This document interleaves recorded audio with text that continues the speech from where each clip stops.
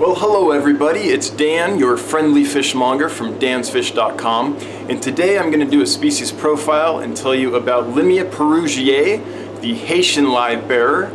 So let's take a look at them and I'll tell you all about them. So Haitian live bearer is one of their common names. They come from the Dominican Republic and Haiti, but the truth is they don't have a real common name which is stuck. So the scientific name is almost always what they go by, Limia perugiae, or I don't know my Latin really well. Maybe it's Limia, maybe it's Limia, but Greg Sage at Select Aquatics calls them Limia, and so I will too.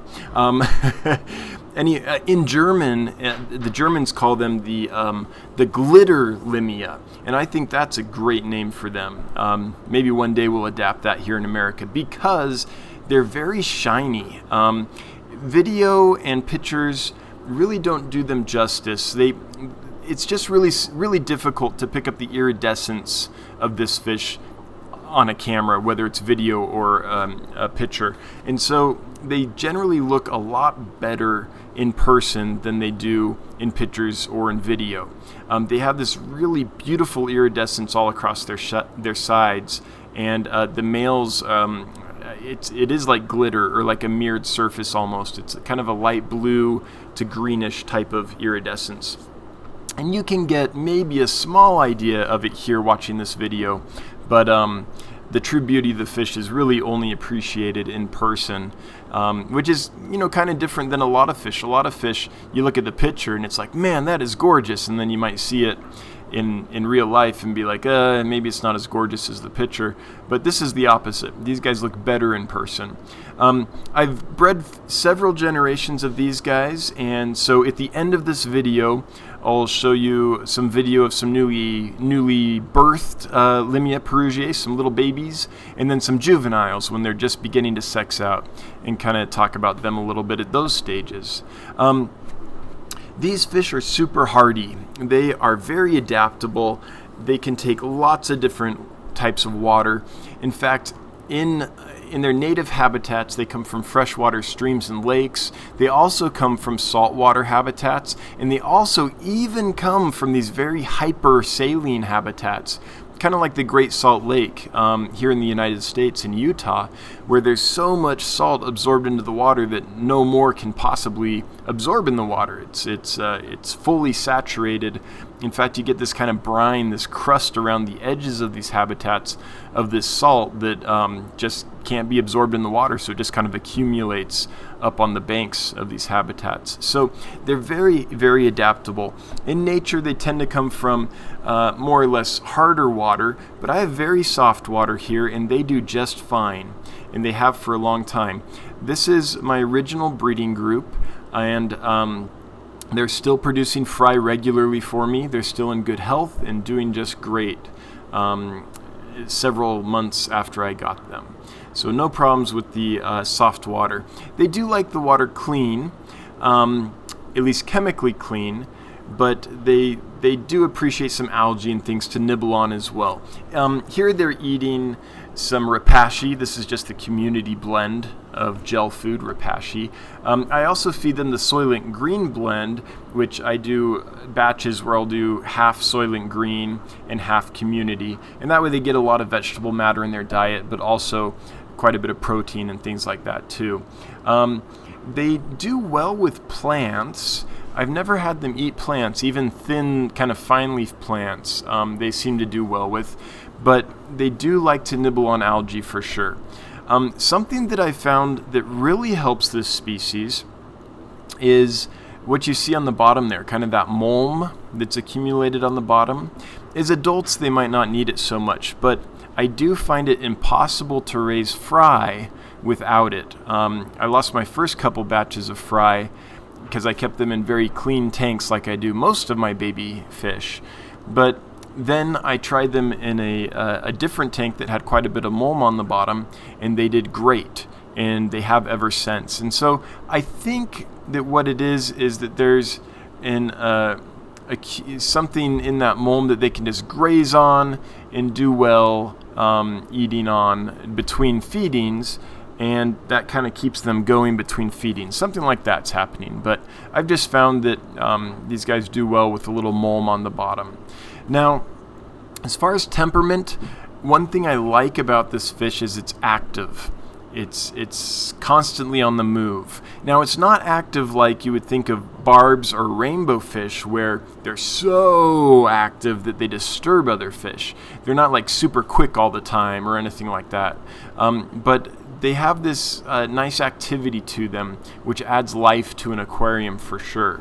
And I just think that temperament-wise, they're ideal for a lot of different aquariums. I would say about the same temperament as like a platy or maybe a swordtail, something like that, is the temperament these guys have.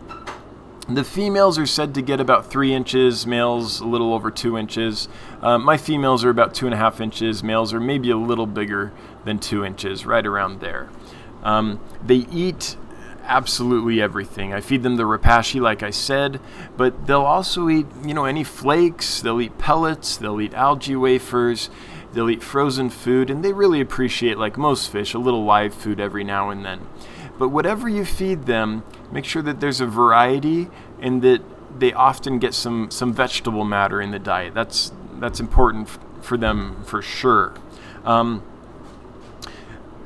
If you like this fish and if you want to learn more about it, my live stream earlier this week, I think it's live stream number 22, I opened that live stream discussing some interesting things about this fish. There's 3 types of males that this fish produces, and I go into that a little bit in the live stream. And also, depending on if they live in freshwater marine environments or hypersaline environments, their body changes so that they can survive in those different environments. And so how they adapt to that and how their body responds to the demands of those different environments, I find kind of interesting. It's a little nerdy, maybe a little bit technical, but if you want to know a little bit about that, check out live stream number 22, and I go into depth on that.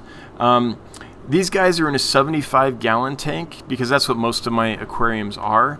But you could keep a breeding group in a much smaller tank. I think they would be right at home, this breeding group, in a 20-gallon, especially providing that there's some plants in there and things like that.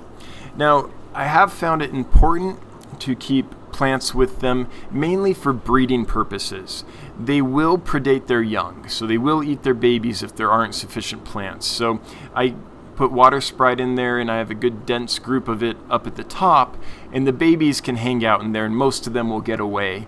For really good survival rates, I removed the female and put her in a separate, a little 5.5-gallon aquarium with lots of plants, and then remove her as soon as she has her babies. But I get a good yield in this community aquarium here too. Well, community aquarium, this breeding aquarium too. It's simply set up. There's a sponge filter. There's a box filter in there to kind of clear out the particulates from the water column. As you can see, though, there's still a lot of particulate matter floating around, and that's because they root around in that mulm on the bottom quite a bit that I have down there, and that keeps stirring up that stuff. It looks better in person than on camera. Now, I don't think you have to have that with adults, though. If you want a cleaner tank, you could do a nice aquascape, and these guys would do great in that as well. At my temperatures, they have babies every month and a half, 2 months. At higher temperatures, they would breed more often, but I keep mine cooler. Here's the babies. I start them off in a 5.5-gallon tank. That's a sponge filter on the back. It's a Hamburg Matten style filter. And then you can see some of the plant roots hanging down from the top of the water. So that's water sprite, and those are the roots hanging down. And I find that in this environment, they do really well, especially if there's some mulm on the bottom, some established plants which have some algae and stuff like that growing on it, and maybe a clump of java moss in there as well on the bottom for them to graze on. Right now, they're eating baby brine shrimp in this video, which is why it's going in and out of focus. The camera doesn't know what to do with all these little dots floating around that it's trying to focus on. But they like that. They like rapashi. They like crushed flake food. They're really easy to get started. And then in a couple months, they'll look like this. So these are juveniles. They're just starting to sex out, just starting to spawn. And they're at about an inch, maybe just under an inch in size. Forgive my camera work here for a couple seconds as I try to get them in focus. The males are just starting to get that nice iridescence on them in the black margins to the fin and the yellow tail fin.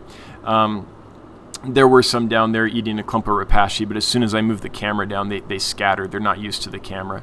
But this is the size where I generally start to sell them at dansfish.com, and they ship really well at this size.